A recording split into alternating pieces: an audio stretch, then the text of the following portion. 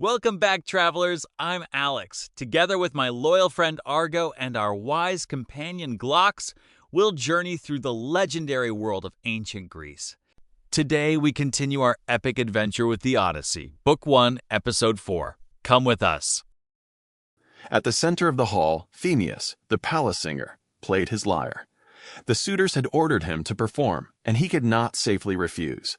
His song told of the Greek warriors returning home after the long war at Troy. Some had crossed the sea safely and returned to the arms of their families.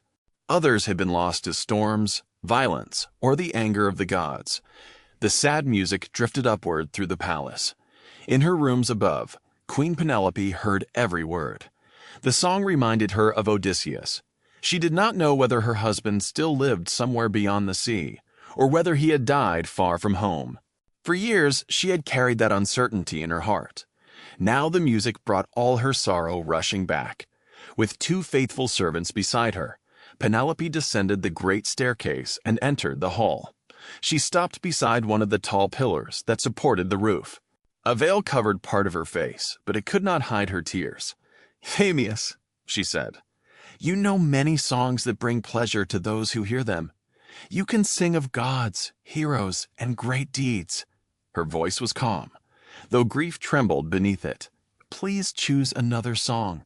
Do not sing of the Greeks returning from Troy. This story breaks my heart because it reminds me of the husband I have lost, a man whose name was honored throughout Greece." The hall fell quiet. Then Telemachus spoke. "Mother, do not blame the singer," he said. "Phemius did not cause the suffering in his song. He only tells the stories that come to him." Penelope turned toward her son. "Zeus sends both joy and sorrow to mortals." Telemachus continued. "Many Greek warriors failed to return from Troy. Odysseus was not the only one." The words were painful, but he spoke them steadily. "Let Phemius sing the song he chooses. People are often most eager to hear the newest tale." Then Telemachus told his mother to return to her rooms. "I will deal with what happens in this hall," he said. "This responsibility belongs to me, because I am master of this house." Penelope looked at him in quiet amazement. Only a short time before, he had seemed uncertain and burdened by grief. Now there was calm confidence in his voice. She did not argue. Instead, she carried his words with her as she returned upstairs with her servants. In her room, Penelope wept again for Odysseus, until the goddess Athena sent gentle sleep over her eyes and gave her a little peace. Below, the silence soon disappeared. The suitors began shouting again. Some boasted that Penelope would choose them. Others argued about which of them would make the best husband for the queen. Telemachus listened until he could bear no more. He rose and faced them. "Shameless and arrogant men," he said. "Enjoy your feast for the rest of this evening. But stop your fighting." The suitors turned toward him. It is a rare gift to hear a singer with a voice as fine as Phemius's. Listen to him without filling the hall with quarrels. Telemachus drew a breath. "But tomorrow morning, come to the public assembly." A few of the suitors smiled at one another, amused by his boldness. Telemachus continued. "There, before all the people of Ithaca, I will formally order you to leave this house." Their smiles slowly disappeared. "If you wish to feast, then feast in one another's homes. Use your own sheep, your own cattle, and your own wine. Take turns paying for your pleasures." His voice hardened. "But if you choose to continue wasting the wealth of one man, I will call upon Zeus for justice." Telemachus looked from one face to another. "And if punishment falls upon you in my father's house, there may be no one willing to avenge you." For a moment, no one answered. The suitors bit their lips in anger and surprise. Until now, they had thought of Telemachus as a quiet young man who would never oppose them. But something had changed. Antinous, one of the proudest and most powerful suitors, finally rose. "So," he said with a sneer, "the gods must have taught you to make grand speeches." His eyes narrowed. "Perhaps you imagine yourself becoming king of Ithaca one day, as your father was before you. May Zeus never allow it." Telemachus met his gaze. "Do you think being king is the worst fate that could befall me?" he asked.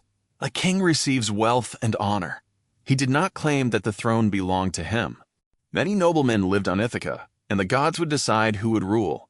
But whether I become king or another man does, Telemachus continued, I will remain master of my own house and of the servants my father left to me. For a moment, the suitors simply stared at him. After a brief silence, Eurymachus spoke. He was another leading suitor, and his voice was smoother than Antinous's. The gods will decide who becomes king of Ithaca, he said, but no one should take your possessions from you by force. His words sounded respectful, though his curiosity was sharp. Tell us about the stranger who visited you. What country did he come from? Who was his family? Did he bring news of your father? Telemachus remembered the stranger rising into the air and vanishing like a bird. He knew that no ordinary traveler could have departed in such a way. Somehow, one of the immortal gods had visited him. But he did not reveal this to the suitors. The stranger was Mentes, he answered. He is the son of Anchialus and ruler of the Taphians. He was an old friend of my father. That was all he told them. The suitors returned to their singing and dancing. Their feasts continued until evening faded and darkness settled over Ithaca. At last, one by one, they left the palace and returned to their own homes. The great hall slowly grew quiet. Telemachus went toward his room in the high tower overlooking the courtyard. An elderly servant named Eurycleia walked before him, carrying 2 burning torches. Long ago, Telemachus's grandfather Laertes had bought Eurycleia for the price of 20 oxen. He had treated her with great respect, and she had remained a trusted member of the household ever since. Eurycleia had cared for Telemachus from the time he was a baby. Of all the servants in the palace, none loved him more. She guided him through the shadowed corridors and up to his room. Telemachus sat on the bed and removed his tunic. Eurycleia took it from him, folded it carefully, and hung it from a peg beside the bed.